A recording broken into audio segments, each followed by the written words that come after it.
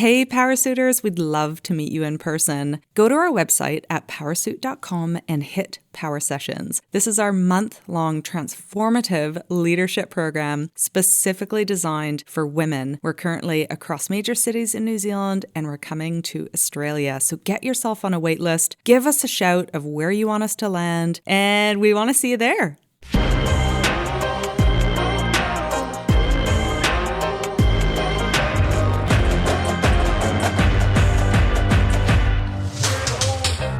Welcome to Power Up, the podcast that uncovers the unique challenges women leaders face today.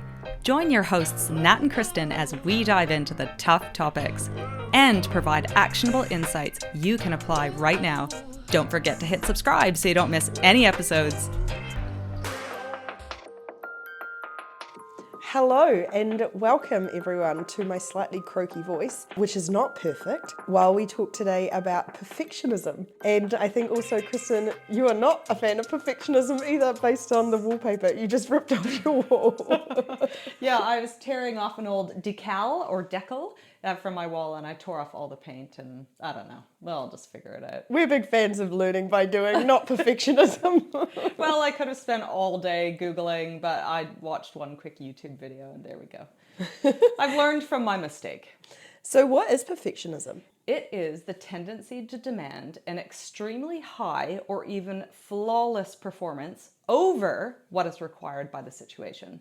You see it a lot, I think, with high-performing athletes and really high-performing people who, even if they could win, who was it? Ian Thorpe, one of the swimmers, Simone Biles is another one. They could win a gold and that would be great, but they can't, they still want to be better. They want to hit absolutely the best they can possibly be, which is great at that level, but maybe not every day. Well, no, because look at the work that is required. And the thing with athletes is they are allowed to have a singular focus. Like Djokovic, for example, a tennis player, his only job is to get 1% better every day, to the point that he fine-tunes his diet to be the greatest of all time. He fine-tunes, like he didn't even take the COVID vaccine because of the effects that might have had. Okay, we're not going to talk about COVID vaccines. No, we're not turning this into a political chat. But my point is, he had the freedom to dictate every minute of his life, and he chose to dictate every minute of his life in the pursuit of perfectionism. Whereas we don't have that. Like we have got life, we've got bills to pay. He will have had everyone sorting his food, his schedule, his travel, and they will have worked with him to optimize that. We just don't have people waiting on us, allowing us to do that. No, and also I think the thing with athletes, the other great example is that they're pretty useless at a lot of stuff. Like they've picked their one thing to be perfect at. Yeah. I can't imagine they'd be great partners. They're probably not great cooks. Well, they're probably really boring. Yeah, and so I think we can learn a lot from that is identify the things that are worth spending the time on to use your perfectionism and maybe let go of the stuff that you don't need to be perfect at. So easy to say, tougher to do. So that's what we're going to dig into today. Are you a perfectionist? I don't think so. I don't think either of us are. Otherwise, we probably wouldn't start businesses. Right, okay. I mean, we could psychoanalyze that. There's probably some things that respectively we care about different areas being a little bit more perfect than not. You know, things we care more about. Other things you just go, I'm just going to let, whatever. Maybe? But I think is that fair to say that's how it should be? Like, I always use that analogy of one-way door, two-way doors. If it's a one-way door, you've got to make sure it's right. Like, if you're going through that door and you can't come back from that decision, so it's sort of the level of how committed you have to be to that decision. And I think we're both quite good at going, if this is a really important thing, then it needs to be done to a higher standard. And if it's something that we can tweak or change or experiment with, we're happy to do it to a lower standard. I read this thing that basically said, choose good enough. And so what that doesn't mean is don't just choose mediocrity, but we used the word exceptional a lot at Hatch. And so we might actually choose exceptional over perfect, recognizing that perfect is virtually unachievable. but we always strove to be exceptional and had really clear definitions as to what that meant in work and people and behaviors and Yeah. so And I think that, and to me, it's always a continuum of what stuff is able. Like in my life, I'm trying to think about what stuff I'm happy to let slide. Clearly, my clothing. I've just turned up here. I've got like track pants on. I've got matching socks, which is like, haven't really brushed my hair you today. normally have holes in your socks. I normally have holes in my socks. Yeah. So things like that, when I'm sorry, I should respect you more, but I'm just coming to your house. So Kristen's looking quite glam, so I'm really letting the team down. Things like sorting notes, like we both write rubbish notes sometimes, like have crowded documents. When we plan power sessions, often the schedule, we haven't got it beautifully designed or perfect or anything. Yeah. But then there's other things that I think we are like, when it comes to dealing with customers or when it comes to product and brand stuff, I think we have a much higher expectation of exceptionality. Yeah, I agree. One thing I was reading about, which was made me think about my parenting, was that they find, well, first of all, they find that women tend to be perfectionists when compared to men. So there is a theme around gender. And last week we talked in our podcast a lot about confidence. And was it 2 weeks ago? And it was, and What is time? Yeah. Oh gosh, she's come back philosophical. Okay. Nat's on cold medicine.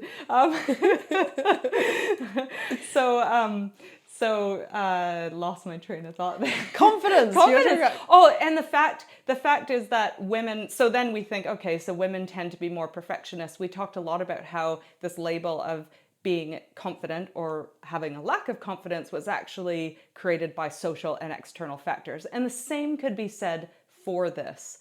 And this made me think back to my point about being parents, and that perfectionists learn as children that people value them for what they do instead of who they are.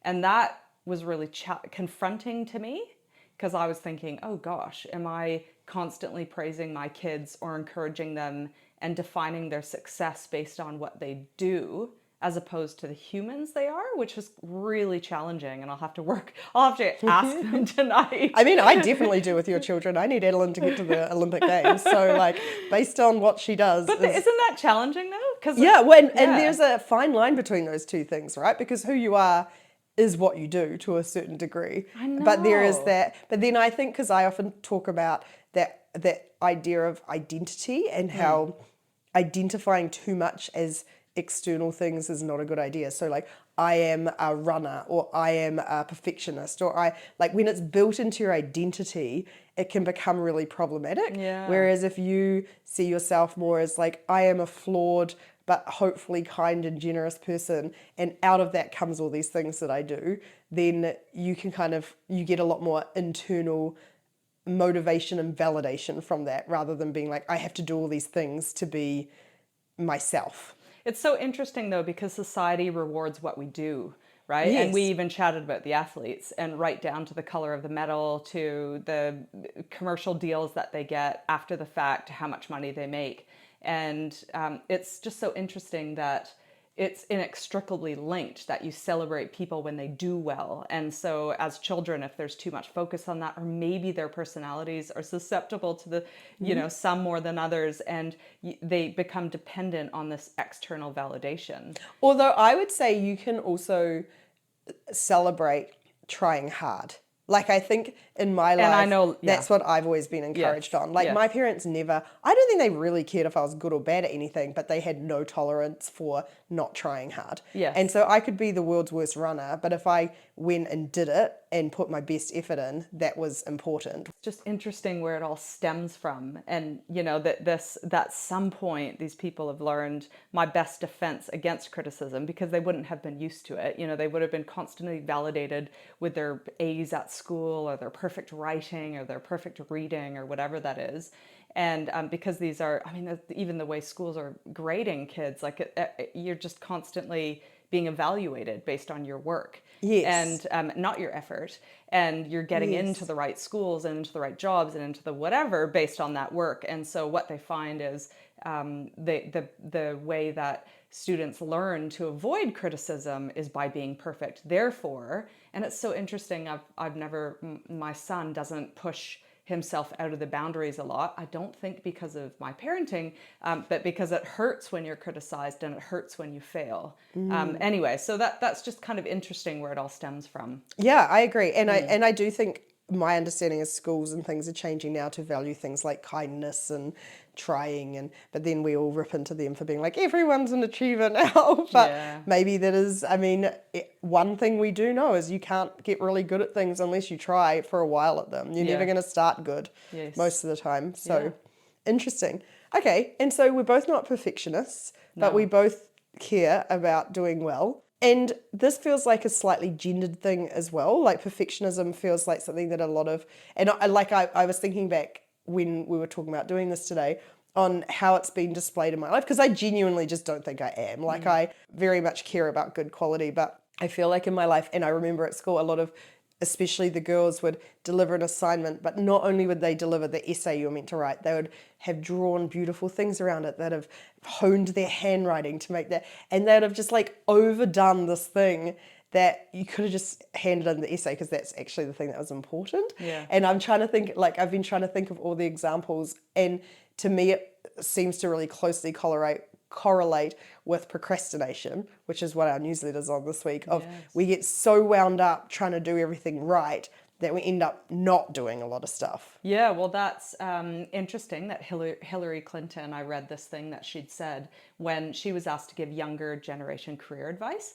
And she said, you know, really loving working with and employing young people. One of the differences is when I say to a young woman, I want you to take on extra responsibility, invariably they say, do you think I'm ready? But when I ask a man, he goes, how high, how fast, when do I start? So again, there is this gendered sense, this societal pressure, possibly in school setting, home setting. I know parents can put a huge amount of pressure on kids and getting the perfect spelling and the perfect this and the perfect that.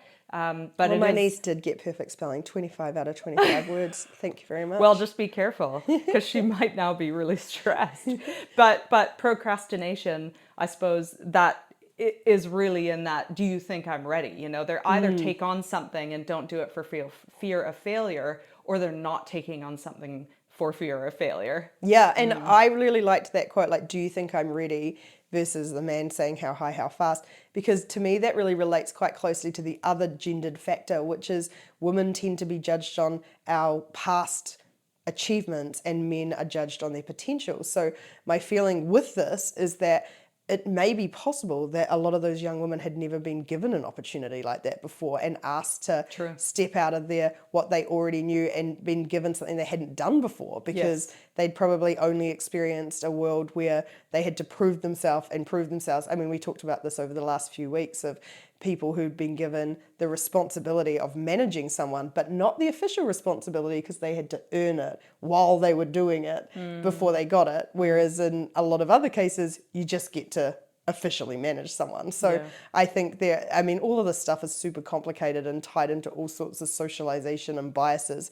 But I feel like it is suffice to say that perfectionism is a gendered problem. Yeah, I think it is. And I like that we're chatting a little bit about procrastination. The other thing that can come along with that is burnout. Yes. And and it's just so interesting, isn't it? Because it can be, do you know when you've got something big coming up and it occupies so much space in your head, almost stops you from starting it, but you're wasting so much energy on it, and then you might pull a couple intense sessions to get through it. I mean, then you'll burn out the other end. It's just so interesting the way our brains trick us into, well, I don't know if it's negative thoughts or self-limiting beliefs, but there's a strange not ready to start it, but ultimately we're just burning ourselves out or causing a whole bunch of stress. Read the article this week. Like I've been researching procrastination all morning.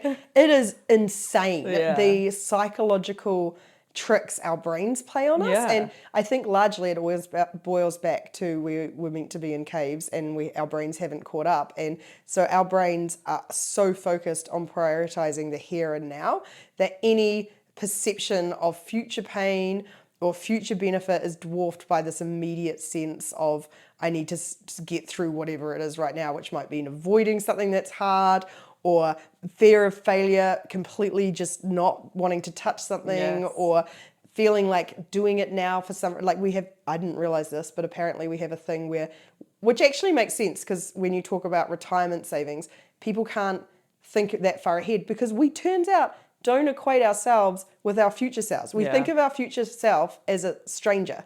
So we don't do stuff for our future selves because we're like, that's their problem. I don't know who they are. It's a thing. It's how our brains work. That's so all of the amazing. stuff that our brains do is because we were meant to be living in caves and we are not living in caves. And so we're constantly fighting this whole, like, how do we navigate this world and deliver stuff when our brains are often working against us? Yeah, that is amazing. Well, I do look forward to reading it later on, and so we'll have some solutions to procrastination, which is kind of tied into this concept. Well, it is tied into perfectionism. It's sort of like hand in hand, Yeah, really, aren't they? yeah, absolutely. So we've talked a little bit about where it might have come from, if I'm screwing my children up, and some of the problems. Or if I'm screwing your children up. Everything from kind of bit of burnout, bit of stress. It Yes. probably is quite challenging to work with perfectionists. And someone has. I find it really frustrating. Yeah. Have you worked with many? I find it, because you're just like, just get this thing done. And also there's a huge amount of often emotion, and I think it's that emotion tied up with they've put so much effort into this perfect piece of work. They're devastated because you're like, we need to fix this. There's so much of themselves tied up in it, rather than an iterative process where you learn and evolve and adapt. So But, yeah. it can be really hard. If you are putting your heart and soul into things that ultimately you don't need to, Yes. you're wasting or investing way too much stress. You are, struggling to work with other people who have a different standard of what they expect. You are expecting so much of yourself, almost to the point of impossibility. And I think that Yes. often happens with, we've talked about it before, with taking on other people's problems.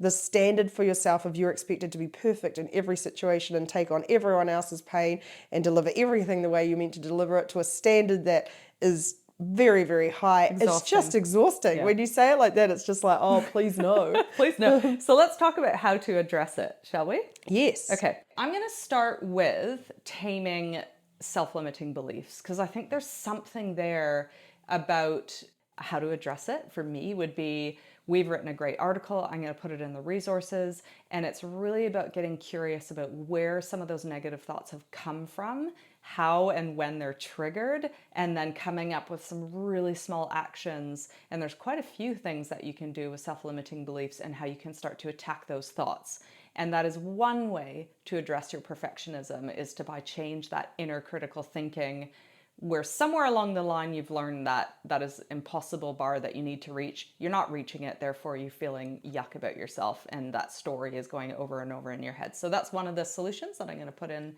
the resources. Great. I like the second one, of changing the messaging, because we sort of talked about it a bit at the start. And as someone, I genuinely don't think I am a perfectionist. So I'm trying to look at this from the perspective of someone who might be leading people or working with people who do have that perfectionist tendencies, and to get really careful about the language we use. Like, we talked a little bit about rewarding kindness or rewarding working hard. It could be rewarding collaboration, and that idea of often talking to people being like, you are so smart, you are so good at this, and labeling people of that stuff, rather than, this piece of work is really cool, I love that you put this much effort into it and that you worked with other people on it, and that you were really open to feedback. Like, really getting careful about the language we use to articulate what we value, rather than defaulting to, and it's so easy, and that's gendered as well. I've noticed it, boys and girls, like, when even with my nieces and nephews, that we kind of expect less from the boys. We're like, oh, he's just a boy and he's just racing around, whereas we expect these little girls to be pristine and like good at stuff, and we praise them. Oh, you're so clever. Oh, Yeah. you're so good at talking, and just like being really aware of that language and maybe changing it. Because if we don't want people to be suffering from this stress around perfectionism, we shouldn't encourage it. Yes, great. Love that. Challenging language. Another one I'm going to pick up is avoiding this all or nothing thinking. And I don't know, this is kind of that win-loss thing, isn't it? Like you either win or you lose, you succeed or you fail. And that's very binary. And the great thing is this world is not. And there's a real sense, and I think most people that end up on their deathbeds look back and have really enjoyed the journey, like all the ups and downs and the failures and the mistakes, and I wish they'd spent more time smelling the roses and all that cliched stuff. But there's a reason that messaging is out there. It's because the world isn't binary, and we actually just have to enjoy everything from the effort that we've put into stuff to enjoying learning new things. And even if it didn't come out exactly as we did, I think it's trying to stop if I don't do this or if I do this, it's going to fail. It's like, it's actually changing that binary language even in our heads and the mental models of there's only 2 possible outcomes because there's probably 10. Yeah. You know? I love a continuum. Yeah. Because it's like, I didn't do as well as last time, but it was only 10% worse. Like, that's not that big a deal. Whereas if it's, I didn't do as well, therefore I failed, you've really created this very limiting way of valuing yourself. Yes, exactly. My next one, which I'm not, and I think we've talked about this before, neither of us is sort of active goal setters. I don't think either of us say we sit down and necessarily do it, but setting realistic goals. And I like to do that for each thing. Like, having just come back from Sydney talking at this conference, it was not a realistic goal for me to be perfect. I was very nervous. I hadn't done this before, and going to a different conference, didn't know anyone there, didn't quite know what to expect, didn't know what the stage was going to look like. So I got really clear on the goal for myself, and that was to get through it and to deliver something that the audience would get some value or inspiration from. And so setting that goal meant I could achieve that goal, even if I stumbled over a few words or I don't know, whatever else, all the other outcomes that you get worried about. And it just depressurize the situation. And I think every time you get something that you have to do, and we're doing this a lot at Powrsuit now, where we're like, do we want to make this thing the absolute best, or what is the goal for this thing? Is it just that it's going to fill this purpose, and if we can get it to that, great, we can just leave it and walk away knowing we've achieved our goal? And I feel like if this is something that you really grapple with or struggle with, that could be a really easy way to sort of just be really mindful of each thing. What really is the goal out of this? Is it to be the best at it? Or is it just to deliver a good experience? Or is it to get the first iteration out the door? Like, it doesn't have to be perfect. Yeah. I like realistic goals. And then one thing that we do a lot of course, in power sessions is how people can break those actions that come out of doing down into really small, tangible things. So it's not like this big looming, oh my goodness, it's just and often if you just knock off the first smallest thing, you find momentum to doing the next smallest thing and the next smallest thing. Last thing that I am going to share on this one is how to address it is to delegate.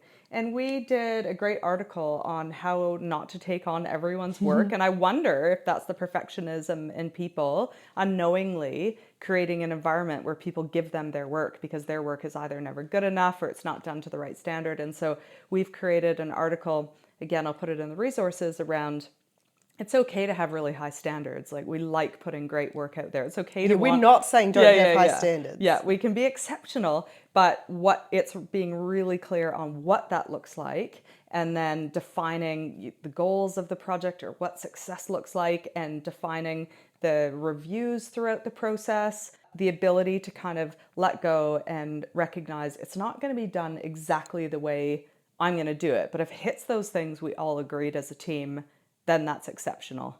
And it doesn't have to be what I deem as perfect. Yeah. And I think the last one on that, because we've done before this idea of the self-limiting beliefs, I'm a huge fan now of kind of really getting to the source of some of these beliefs and problems. So if you have 5 minutes, and actually, like, if this is something that you feel like you are never good enough, or you need to be the best at whatever it is to get approval from other people or to be validated, it is worth sitting down and just sort of getting really curious about where that came from. Like, is it that you grew up in a family where you might have had a really high achieving sibling and they got so massively rewarded? Is it that your work experience to date has been you've seen your colleagues being promoted or rewarded for delivering outputs that a manager liked? Or, what are the things that led to this? Because I always find for myself anyway, the more aware I become of where it came from, the more I'm able to sort of tackle it. Whereas if I'm sort of just like, it's just this magical thing that happened to me, it's way harder to sort of get to the source of what I need to address to move forward. Yeah, amazing. Well, I'm going to put all of this stuff in the resources because I feel like we've got all sorts of templates and articles on this. So when you're back from your walk or whatever you're doing, Powrsuitors, have a look for some extended learning. If you do indeed struggle with this need or this pressure on yourself to be perfect, it's not you, but you can certainly address it. And so hopefully that was helpful. I've just realised on the topic of perfectionism, we've stopped even introducing who we are. If someone's listening to this the first time, they have no idea who we are. I'm Nat, that's Kristen. We're not perfect with the podcast yet. Did we do that? Did we always used to do that? No, I think we used to, but also I feel like most podcasts start with like, and I'm such and such, so that anyone knew, but I only just because I was listening to a couple on the way. Well, I hope it goes well making your wall look perfect again. Yes, thank you. Gonna go fix some of those mistakes. And thanks for joining, everyone. You know where to reach us, powrsuit.com, all of our socials, and we'll catch you next time. Bye. Bye.